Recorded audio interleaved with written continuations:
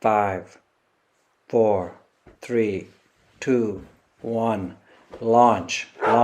Here we go. To the moon. DogeCoin to the moon. If I was him, I would have had two side boosters, round side boosters at the bottom of my rocket, just to nail the point home. I am riding a huge penis into outer space with my bulbous round boosters at the bottom, gonna get me up to the carbon line, 62 miles, 100 kilometers for you big Brad brain motherfuckers out there. So there can be no question that I went to space. America and the rest of the world define space by two different matrices. America says space is 50 miles up, and the rest of the world says that space is 62 miles up. And do you know why? The U.S. women's national team, undefeated except for when they play against, 14-year-old boys. Who the fuck are you guys taking a knee for? You are representing the most diverse country in the world, where women and men get paid equally, no matter what you may think. If you can lift 500 pounds, you are going to get paid the exact same amount as somebody else that can lift 500 pounds. Welcome back, everybody! I hope that you all had a wonderful week. It was a weird, crazy week. We had Joe Biden's muttering, stumbling ass. And the question is whether or not we should be in a position where you are. Why can't the experts say we know that this virus is in fact it's going to be, or excuse me, we know why all the drugs approved are not temporarily approved but permanently approved. Yeah. You know you're a fucking mumbling, stuttering little fuck. You know that? Did a town hall. I did a whole video just of excerpts of him just rambling and muttering on, and even Donna Lemon, that greasy lip bitch. The look on his face, if you catch a look on, even Donna Lemon can't even believe. He's like, this is who we voted for? Cheap guy. He won't admit it, but damn, the look on Donna Lemon's face is priceless for how just completely out of touch with where the fuck he is, Joe Biden. He's like, oh well, Jill Biden, Jill, my wife, she went to Alaska to help them the COVID. Joe, I think there are like polar bears outnumber people in Alaska. Why the fuck is she going to Alaska? And you say this during the segment that is, what are you doing to help minorities in inner cities? What are you doing to reassure them that the vaccine is okay, that you're not, pulling a Tuskegee Experiment on them? And you say that you had a quarterback in the White House that's going to help you do it. And the quarterback that you reference isn't Patrick Mahomes, who won a Super Bowl last year, came in second place this year in his third year in the NFL. Black guy. No, that's not who you reference. You reference the whitest motherfucker in the world, Tom Brady. Yes, Tom Brady won the Super Bowl, and that's who Joe Biden's like. Well, I'm getting people interested. I'm getting sports figures interested in fighting the COVID and getting. My goodness, this is no wonder taxes are so high. Joe later goes on to say, Well, we're going to give everybody more money, and that will actually drive inflation down. Because if everybody has money, then the prices will go down. That's not the way it works, Joe. I'm going to go look at a house right now, and I'm going to end up paying 15-20% over asking price because everybody has money right now. So if I have $20 and you have $8 and something costs $10, guess who gets to buy it? I do. I get to buy it at $10. If you have $20 and I have $20 because I work and you just get free money from the government, if I want to buy that same thing for $10 and you're like, well, I have $20, I'll pay $11 for it. I'm like, fuck, I want it. I'll pay $12. And the other guy goes, well, I want it too. I'll pay $13. I go, damn it, I want it. $14. And the other guy goes, well, I got free money from the government. Fuck it, $20. And I go, dang, I can't have it. Even though I worked 60 hours this week in construction, I can't have that $20 cheeseburger. Because I'm not paying $20 for a cheeseburger. I'm fine with paying $10. But the person with the free money is like, I'll pay $20 for a cheeseburger. I don't care. Not my money. So, anyway, that's what happened with the Joe Biden town hall bullshit. Oh my goodness. What else could go wrong this week? Oh, the U.S. women's national team.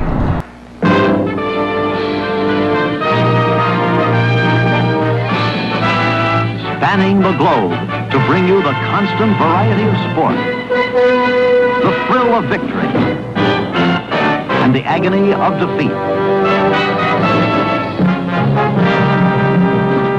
The human drama of athletic competition.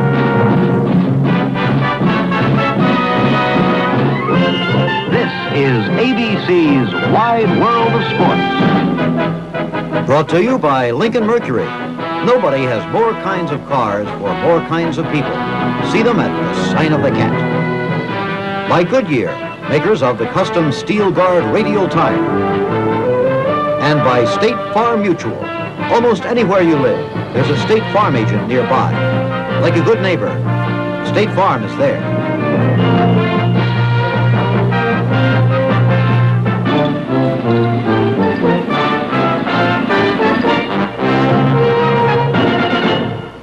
You know, Megan Rapinoe. She's like, we deserve as much money as the men because we do the exact same job. I guess in their last 44 matches, not counting the Dallas Football Club boys 15 and under, or under 15, that whooped the shit out of them like 5-3. The U.S. women's national team lost to Sweden 3-0. You know, Megan, sweetheart, maybe if you spent less time dyeing your hair, trying to look like a fucking troll, maybe if you spent less time at the White House talking about, oh, we're wonderful, maybe if you spent more time on the fucking pitch practicing, you wouldn't lose to fucking Sweden. And of course, they all took a knee in solidarity before the game. Not during the national anthem, thank goodness. The only good thing they did do. But them, the ref, the Swedish team, they, oh, let's all take a knee in solidarity. With whom? There are 3 black people in Sweden, and they're only half black. Who the fuck is the Swedish national team taking a knee for? Somebody they've only seen on TV or in the movies. Ain't no fucking black people in Sweden. What? Are you guys out of your rabbit ass minds? And then the U.S. women's national team, undefeated except for when they play against, 14-year-old boys. Who the fuck are you guys taking a knee for? You are representing the most diverse country in the world, where women and men get paid equally, no matter what you may think, if you can lift 500 pounds, you are going to get paid the exact same amount as somebody else that can lift 500 pounds. We have laws in place to ensure it. But they need something to cry about. They're like, we don't make as much money as the men. Yeah, because you don't pull in the ad revenues. Nobody wants to watch women's soccer, especially when they can get beat by 14-year-old boys. Now, 14-year-old boys soccer, I'd actually pay to see that, because you know there's going to be some fist fights that break out. That's almost like watching a hockey game. You know, why do you think men go to watch hockey? Yeah, hockey's, it's interesting, it's fun, it's fast-paced. We watch it because we know a fight's going to break out. You get a bunch of pubescent boys with all kinds of testosterone running through their little fucking brains. Somebody gets bumped the wrong way, it's going to be a fist fight. Guarantee it. We need that on TV. I would pay to see that. High school soccer, where you get a 5-minute penalty for fighting, 2-minute for instigating, just like hockey. ESPN, get on that shit. Oh, and then we had the battle of the billionaire penises this week. So we started off with Branson, the owner of Virgin Galactic. He went up into space. Now, America and the rest of the world define space by two different matrices. America says space is 50 miles up, and the rest of the world says that space is 62 miles up. And do you know why? You know why they call it that? Because of the metric system? Check out the big brain on Brad. You're a smart motherfucker, that's right. The metric system. That's right, the metric system. In America, we think 50 miles, that's space. In the rest of the world, 62 miles equals, all right, do your math, 100 kilometers. So they go by 100 kilometers because it's a nice even round number, because they're on the metric system. We go by 50 miles because it's one even number. And Branson should have known this. This whole thing is very weird, because Branson, who's from England, went 50 miles, and then Bezos, who's American, went 62 miles. I guess because he was like, because he's a little bit shorter, and he was like, hey, look, I don't want any fucking question. I'm going to the worldwide recognized Carmen line. I'm going 62 miles. I'm going in a big ass thing that looks like a giant penis, and the top of it looks like the top of my bald ass head. Yes, you know why? Because I'm a billionaire. I do whatever the fuck I want. And you know what? If I was him, I would have had two side boosters, round side boosters at the bottom of my rocket, just to nail the point home. I am riding a huge penis into outer space with my bulbous round boosters at the bottom, gonna get me up to the Carmen line, 62 miles, 100 kilometers for you big Brad brain motherfuckers out there. So there can be no question that I went to space. That, and in cryptocurrency news, Doge is back on the rise.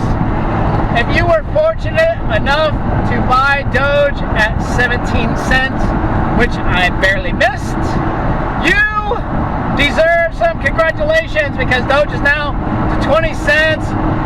They just had the B conference with, who's that idiot from Twitter? Jack me off. And Elon Musk. they had the debate, and Elon admitted, yep, we're gonna start accepting Bitcoin again at Tesla. And as every faithful DogeCoin owner knows, when Bitcoin goes up, Doge goes up, roof, roof, to the moon. Or as Arsenio Hall would say, let's check in with the Dog Pound. It's Arsenio Hall! Welcome to a very special recreation of the Arsenio Hall show. Let's find out who the Dog Pound is tonight. There they are. Here's a little fucking Doge rocket ship for you billionaires. Doge Army, are you excited? We're about to take off. We're about to launch. Let's get it. 10, 9, 8, 7, 6, 5, 4, 3, 2, 1. Launch. Launch. Here we go. To the moon. DogeCoin to the moon. Woof, woof. DogeCoin to the moon. That's right. You can't stop us. We're going. We're going to the moon. Like, I want to say it was Cedric the Entertainer who said, hey, y'all white people think you're going to the moon, you're going to leave us behind? Us folks are coming right along with you. You can't leave us behind. Can't stop us. And Sports Illustrated, and everybody wants to be woke. Even the Sports Illustrated Swimsuit Edition, they had a transgender girl on there, who's pretty, whatever, to each their own. Can't take away from the fact that she looks good. They have Thee Stallion, again, very pretty, skanky as all get out. I bet her armpits stink. She looks like she doesn't wear deodorant. She just, I don't get me wrong, I still nail her. And then, of course, everybody's sweetheart, Naomi Osaka, one of the best tennis players in the world, arguably the best. I think they bumped her down to rank number 2 because she backed out of the French Open. So I don't know. I don't fucking watch tennis. Why do you guys even listen to me anyway? So anyway, Naomi Osaka, she did like that Hyper Ice commercial where she goes,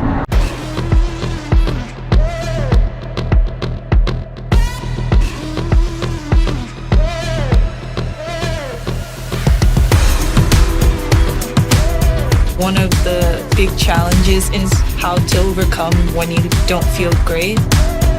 I think champions are the people that kind of overcome that. My name is Naomi Osaka, and I'm just getting started. The thing that differentiates champions from everybody else is their ability to play when they don't feel good. And I remember watching that video and I was like, dude, that sounds like it comes from the heart. That sounds like this girl actually like is battling something inside of her where it almost, the way that she said it in the Hyper Ice commercial, it seemed like they said, hey, read this, but the way that she came off was, she was like, okay, I'll do it because I have to. Almost like that's the way that she competes. Like, oh, I do it because I'm being forced to. I do it because I have to. And then she opted out of the whatever Open that was, because they were like, well, no, you have to talk to the press too. And she's like, I don't want to. I just want to play tennis. I'm already being pushed hard enough. So anyway, Naomi Osaka, such a cute little girl. I love her. She's like, but Sports Illustrated can't leave it alone that, you know, that she's just a wonderful person. They have to put, she's the first something. She's the first black woman to ever be on the swimsuit cover? No. Is she the first tennis star? No. Is she the first Japanese? No. Well, isn't her dad from Haiti or something? Yeah. So she's the first Haitian Japanese tennis player to be on the cover of Sports Illustrated Swimsuit? Yeah! Okay! Yay! We're woke! We have the first Haitian Japanese tennis player on the cover of our magazine! I'm Blackanese. Don't call her Haitianese, because she's Blackanese. I'm Blackanese.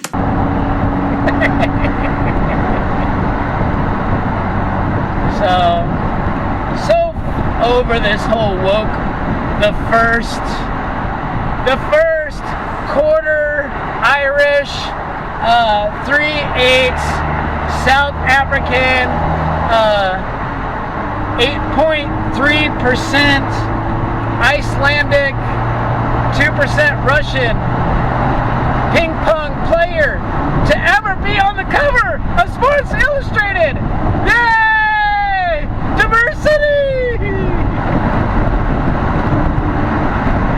All right, now I'm getting close to the house that I'm going to go check out today. So I have to put on the GPS, and that's going to make a lot of noise. But I do thank all of you for watching. I hope that you all are with me in agreeing that the whole world is going to hell in a handbasket. I'm just trying to get as far out of town as I can, get a house out here in the sticks, set up all my guns, get me my pit bulls, guard the yard. Hey, you know what? Fucking... The zombies are right behind me, I guarantee you. Thank you all so much for watching. I hope that you have a wonderful weekend, and I will see you next time. Bye. Thank you, Joe Biden.